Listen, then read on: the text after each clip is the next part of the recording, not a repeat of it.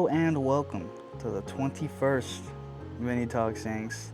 I'm your host, Vincent LaRose, and today, I know this video is a little late. I've been sick for the past couple of days, and I've been waiting for this new camera to come in, so I wasn't recording on something terrible anymore. So I hope it looks a lot better. I feel like it's looked a lot better. So it's the same setup with the microphone, so the audio should be perfect now. But anyways, let's get right into it. So we'll start off with today Yankees history. So this was supposed to be recorded on the 6th, so I'm just gonna stick to the 6th. But and today in Yankees history, 12 years ago to this day, Aaron Judge was picked in the first round by the Yankees with a compensation pick given to them after the Nick Swisher signing to at the time the Indians. So funny enough, we play the Guardians, and then they're the reason we have Aaron Judge. So, but a little cool thing in Yankees history. So, yeah. But I'm gonna just get right into the recaps. I know I'm a little late on everything, so I just want to get it all through and talk about something interesting I saw that came up. So, if I cough a lot, I'm sorry. I'm just still trying to get over whatever I had. So.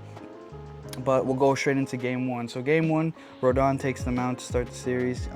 He goes 7 innings, giving up 5 hits, 1 earned run, 8 strikeouts, 1 walk. He looked absolutely dominant, as he has been the past 2 months now. So Rodon continues Rodon continues to dominate as a starting pitcher. Lefty starting pitchers are dominating the MLB right now. But he drops his season ERA down to 2.49, and he leads the AL.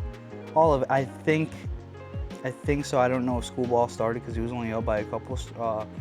But I'm pretty sure he still leads the AL in strikeouts. Schoolball might be ahead of him now, but when I did all my game notes and stuff, he was leading. Or after this game, at least, he was leading. So might not be anymore, but it's still a cool little thing. But so Yankees start the scoring. They don't score any runs till the 5th inning. DJ hits an RBI single to give the Yankees a 1-0 lead, and then in the bottom of the 7th, welcome back Jazz, and then hits a home run, a solo shot, and then Volpe hits a solo shot. They go back to back, giving the Yankees the 3-1 lead. So the bullpen would only have to cover 2 innings as Rodon goes 7. Leiter Jr. comes out and pitches a scoreless 8th, and then Devin Williams, our favorite closer, comes out. You know how it is with Devin Williams. He has to make it interesting. Ends up giving up 1 run, but still gets the save as the Yankees win 3-2.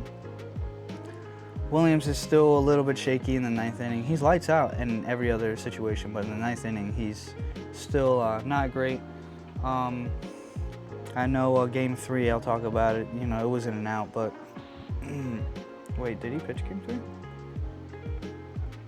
I thought he pitched Game 3. No, I'm sorry. I'm thinking today's game, not Game 3. That will be next video. But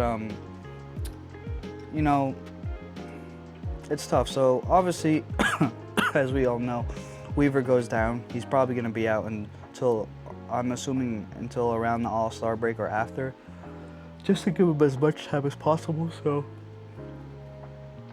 Williams will take that closer role, which is a little scary,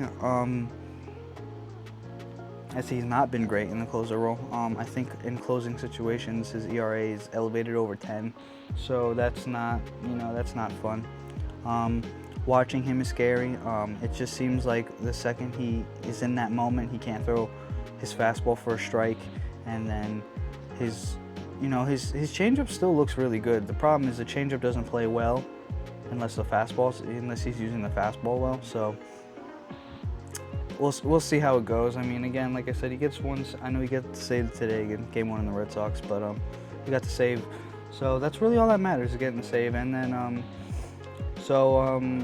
but first, we got Jazz's first game back, which is really nice. He makes an immediate impact. Like I said, I know we're a couple games late now, but he's been tearing it up. So Jazz has been playing very well. A couple home runs since coming back, and he's just, Jazz is doing Jazz things. He's fitting well in at third, as always. I know they're trying to make something happen at second base. I'll talk about that later, but Jazz continues to play well. And then, of course, Rodon has an amazing start. Again, I know he does end up getting, giving up the one run. I think it was a solo shot. Who was that? I don't remember. But still, seven innings, 1 earned run. That's more than a quality start. 8 strikeouts, only giving up 1 walk. He's really cut down on the walks, which I think is helping him a lot. Rodon's problem was, earlier in the season at least, is he was dominant, but he would give up 2-3 walks in an inning and put himself in a really bad spot. So he's gotten away from that, and since he's gotten away from that, he's been pitching so well. But let's get right into game 2. So I'm sorry if I rush this video a little bit too. Again, I'm still not, my throat is killing me. I'm kind of rushing through this because I can barely talk without coughing. So. But let's get into game 2. So game 2 was not the great game. Schmidt takes the mound. He ends up he gives up 3 runs immediately in the first inning. But still able to go 5.2, and he only ends up giving up those 3 earned runs. Gives up 7 hits and still ends the game with 8 strikeouts and only walks 1. So, not a great start. It's like a bad immediate start to the game, but he, able to bear down and still eat some innings up so we don't blow through our bullpen. So. 3 inning, a quality start is considered 6 innings, 3 earned runs. So maybe if he gets that last out, but you're still walking away from it with how that first inning started. I think you're happy with how it ended up going. The Yankees' offense was absolutely nothing. Cleveland actually pitched really well. We all know Cleveland has great pitching, so. So Cleveland pitched well. Belly, Judge, and Rice were the only guys to pick up hits, as the Yankees get shut out for only the 2nd time this season. So that is now 2nd in baseball. We were tied for 1st with the Red Sox and another team. I don't remember the yeah, this sucks. I don't remember the other team. But now we are 2nd with two shutouts on the season offensively. But after Schmidt, bullpen comes in. Heatrick goes 1.1. Making it like nice and easy, only giving up 1 hit. And then Cruz, first appearance back from his injury stint, he gives up a run, but he still picks up 3 strikeouts. So picking up right where he left off. I know giving up that run kind of sucks, but it ultimately didn't matter, and it was his rehab, or not his rehab. It was first game back, so probably just getting used to it, getting the jitters out, and. It is what it is. And then Tim Hill would come in the 9th and just finish the loss off. So not a great game. Obviously, we didn't score any runs, but Ortiz was phenomenal for Cleveland that game. He looked really good, and they do still have a really good bullpen that came in and shut us down. So can't win them all. You're not going to score 10 runs every game, but it's what it is. And then game 3, the nice one, the rubber game. Yankees have not lost a rubber game in 9 straight attempts. So they've won 9 straight. Oh, they might have. I think they've won 9 straight game 3s of a series, not rubber games. But you know what I mean. So they're really just ending the series off on a good note every single time they come in. They're 8 for 9 in their last series. So the Dodgers are the only team that have been able to take a series from us in nearly 2 months. So a month, not 2 months. Month and a half, maybe. It's 9, right? 9, 3. It's probably a month and a half, but it's still, Yankees played well. So, but game 3, Free takes the mound, looking to bounce back after his worst start of the season against the Dodgers, and he does so successfully, going 6 innings, only giving up 1 hit, walking 2 and striking out 7. Free struggled a little bit with pitch count to start the game. Wasn't even so much that he was making bad pitches. It was the Guardians were fighting him off quite well. They were working the counts really good. They were just getting cheap hits. He only gave up 1 hit, right? He gave up a cheap hit, but he got 2 walks, and he had to work really hard. But he still goes 6. He still goes 6 innings without giving up a run. So. You can't be too upset with that. So Free continues to pitch well, but Belly would start the scoring in the fourth. After a judge walk, he hits a 2-run home run, and then would pick up another RBI single in the seventh.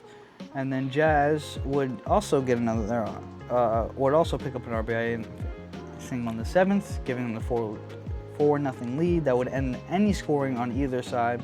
Bullpen comes after Fried and shuts down, going from Leiter to Hill to Loizica, finishing off the 4-0 win. And it was just a good all-around win. Great pitching, good offense, good timely hitting. So just a good game for the Yankees, and good performances by a couple guys. Belly's still continuing to step up. He's playing really well, so it's really nice to see. I know Goldschmidt is one. He's fine. Goldschmidt gets into a little slump. I know he hit a home run against the Red Sox tonight, but Goldschmidt is starting to play well, and Goldschmidt is not playing well anymore, and Belly's stepping up. I know Dominguez was out a couple games, so Belly got much more, because usually he gets a day here and there. So Belly's been playing every single day. So Bellinger is what you could have asked for to this point when trading for him. I think you maybe want a little bit more power, but I'll trade that off for his. He has good at bats. I know he still strikes out a little bit more than you would want, but he's very. Once he gets to 2 strikes, he's a bat-to-ball guy. His goal is to just put the bat on the ball and put the ball in play, because you never know what can happen. And he's just been really good for us. He plays important defense. Belly's been great for us. And then we'll get to Fried. Fried bouncing back is super important. A lot of pitchers will start the first month or two on a tear and be great, and then they get that one bad start or the bad couple of starts, and then they kind of come back down to earth, where they're not going to go 7 innings, no earned runs, 1 earned run, 8 innings, no earned run, like going in every day, giving up only 1 or 2 hits. Sometimes they get figured out, and it does.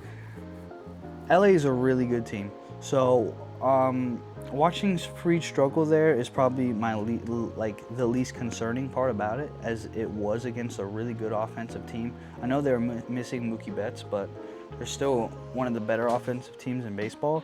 So, him going into I know the Guardians are not a great offensive team, but, still going in and shutting down, even while struggling a little bit to start, is a really good sign, and I don't see Fried going anywhere. I meant anywhere in the sense of I don't see his numbers being any much worse than what they are now. I think this is probably where we're going to see him for the season, and he looks great. He's he's going to be an all-star, so it was nice to see him bounce back. And then another thing about Game 3 is Jazz is playing a good third as well, and it was just a good presence. The second he came back, you could tell how excited he was. You could see how different it was when he's back on the field, and I feel like he has that really good presence. So, like I said, he made all the plays. He made a couple nice plays too. So, Jazz is it's nice to have Jazz back. The energy, I love it. I know he hit another home run against Boston tonight, but he's played so well. I think he's like 8 for 15. Something like that after coming off the IL. He's played phenomenal. So, let's get into the injury updates and roster moves. So Stan is to start his rehab assignment. He's been hitting off live pitching for the past 2 weeks now. I really don't know why they're waiting to. I know why they're waiting. They're really trying to figure out the second base situation, as I will talk about in a minute. But Stan is said to start a rehab assignment. I believe they said the 8th or the 9th. So June 8th. So we'll see how it goes. It probably won't, to be honest. They just keep saying he's gonna start and he doesn't. So, but you never know. So we'll see what happens. But the big one, as we all know, Weaver goes down 4 to 6 weeks. 4 to 6 weeks with a hamstring strain. So again, it's still not saying what grade strain it is. So I don't know if that is good or bad, to be completely honest. With the Yankees, sometimes it's good, sometimes it's bad. They kind of hide injuries well. But we'll see what happens. He was very like bouncy about it, saying, "Oh, I'm gonna be back. Don't worry. The second that 15th day is up." Aaron Boone kind of chuckled at it. I don't think you're gonna see him back immediately. Probably after the All-Star break is my assumption to it. He's got to work up. I know he's a closer, so he doesn't have to work up too much, but I think they just want to make sure the injury is completely gone before he even steps foot on a mound, because he's very important. So, we'll see. But another guy, some people I think forgot about, Stroman actually threw a toss live BP throwing 40 pitches the other day. There's no rehab assignment set up for him. They already said he's going to have like a spring training like build up. So I don't think you'll see him back until probably late July, early August. So, but just a thing out there. I don't really think there's a spot for him anyway. So stay as hard as long as possible, Stroman, because there's no spot for you. Yarborough's pitched way too good for you to give up your spot to him. So, for him to give up his spot to you, but to Stroman. But Jake Cousins actually started a rehab assignment in Tampa. Started with high A Tarpons. Guy I completely forgot about. It's actually going to be a really good bolster to the bullpen if he can pitch like he did last year. So we'll see how that turns out. Obviously, Jazz comes back from the IL with Cruz. Both very important. Cruz is super important to that bullpen. A really good strikeout guy, and Jazz obviously just important all around. Good presence in the clubhouse, good bat, good defense. So just a great all-around athlete, getting even a couple stolen bases too. So Jazz is it's really nice to see Jazz back. So with that being said, they sent Jorbit Vivas down. I thought Jorbit was out of options, but I'm pretty sure his next call-up is his last option. But I'm honestly confused because I have no idea how options work in the MLB anymore. It's really weird. Like even when the Yankees played the Red Sox tonight, the Red Sox have a guy they already called up the third time. And I don't know how options work anymore. I'm confused. I've tried to look it up my best, but I think he's out of options. I have no idea. But anyways, Vivas is sent down, and Carrasco is sent. Well, Carrasco is DFA, clears waivers, and then he's optioned to the option to AAA. So, and then they call De Los Santos back up. So that's all the roster, all the significant roster moves and injuries. So this is the big thing I want to get into this show. Brian Hoke released a video the other day of Paul Goldschmidt taking some reps at second. So Paul Goldschmidt in his career has never had a start at DH, outside of DH and first base. So he's only ever been a DH or a first baseman. I find this really interesting. I've looked everywhere. I can't find anybody talking about it other than the tweet, but it's very clear as day. I'll show the tweet. Him playing second base. So I don't really know if that. I doubt that's like just a for fun thing. It seems like they're kind of serious about it, as some reporters have said. Talk to insiders and think they are serious about it. My assumption is that'll be against righty pitching, and then they'll give Rice the day off against lefties and let LeMahieu slide back into second. I really don't know what's going on. Goldy's struggled a little bit lately. I know he hit a home run today against the Red Sox, but he's been struggling a little bit. So everything might work itself out. Stanton coming back, but they're just trying to find a way to set up, because the original thought was throw Rice at third base, and Aaron Boone quickly vetoed that. So I guess the attempt now is to throw Goldy at second. So I really don't know, to be honest. I think it'd be kind of strange. I don't think Goldy will be comfortable at second base. I just feel like it's really weird going from coming into the season you have Volpe and Jazz, and we're talking about how we have one of the better defensive duos up the middle of the field and how double plays are going to be fun to watch, to then eventually end up going to Goldy playing second base so Rice can have at-bats. Like I said, I don't think it'll be very often, honestly, because, you're going to still give Stanton days off. Stanton's not going to play the outfield. They announced pretty much outfield is basically done for Stanton. You're going to give him days off. You're going to give Goldy days off against really tough righties. So it really just depends.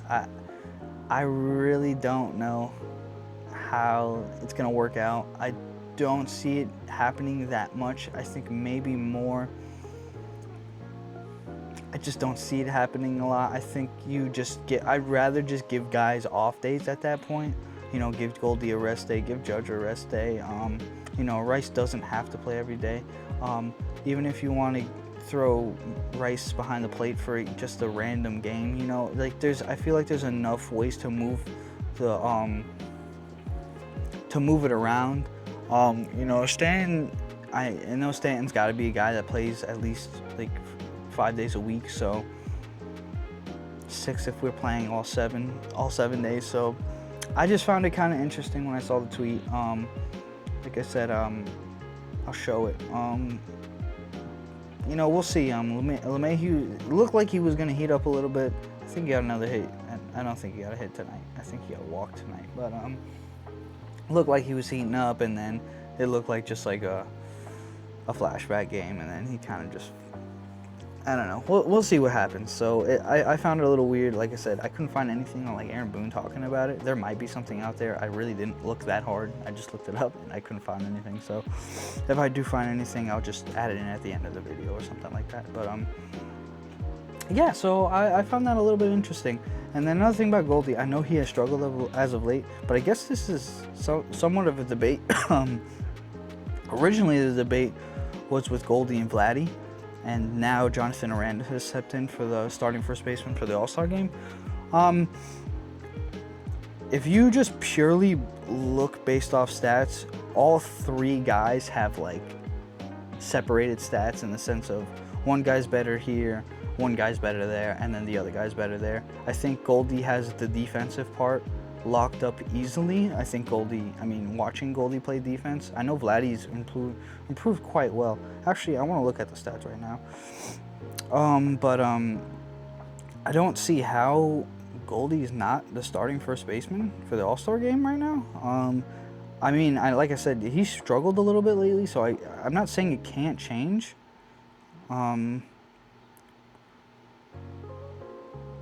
But I don't know how you look at their I think Vladdy has a lot.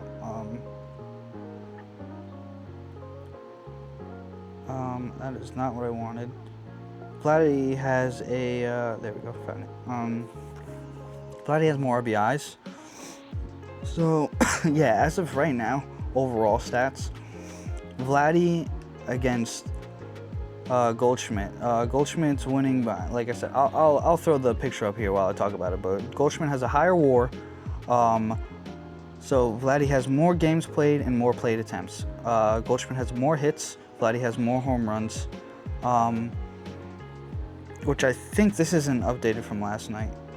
Because if it is updated from last night, technically Goldy has 1 less home run and 1 more RBI. But they're tied in RBIs on this. Goldy has more stolen bases, a higher batting average. Their on-base percentage is tied. He has a higher slugging and higher OPS and a higher OPS plus. Like I said, I'll show the graphic here. I don't see how you think Vladimir Guerrero Jr. has been better than Paul Goldschmidt to this point. Let me throw in, I'll throw in Jonathan Aranda too, see if it'll let me. Come on, stat head. All right, let me restart it. But yeah, like I don't know how you look at this and think Vladdy's been better. It just doesn't make any sense to me. We'll throw in Jonathan. That is his name, right? No, not against all pitchers. Why would I? Okay. I want to make sure I get his name right. So I think it's Jonathan Aranda. So unless I'm saying his name wrong. Yeah, he just doesn't show up on Baseball Reference. What? Okay. All right. Now I found it. Okay, so I see how you can make an argument for Aranda now, as, like, you know, he has a 2.4 WAR. Wow. Aranda's been actually really good. Holy sh! I don't think I realized how good Aranda's been. So I'll throw those two comparisons. Oh, this is showing me their career. I just wanted 2025. Okay, because I was like, wow, Goldschmidt's all green. No, I just want 2025. I just want to show their comparisons. All right, so 2025, Paul Goldschmidt. Let's see. Compare them. So stats-wise, I mean, even this, like, Aranda has more WAR, but Goldschmidt has played more games, has more plate attempts, plate appearances. He has 13 more hits. They have the same amount of home runs because this isn't updated from last night. Aranda has 3 more RBIs. Goldschmidt has more stolen bases, a higher batting average.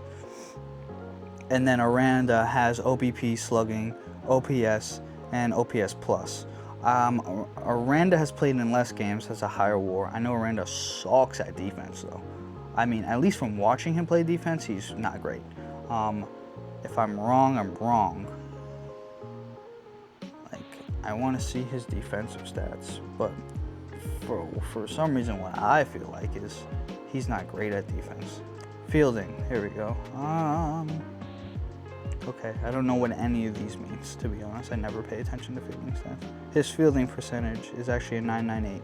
Okay, maybe I'm wrong. Maybe he is good at defense. But, you know, again, I'll throw the two graphics here. You guys make your decision. I still think Goldy probably wins it out, and purely because he's a Yankee at this point, and it's a popularity contest now.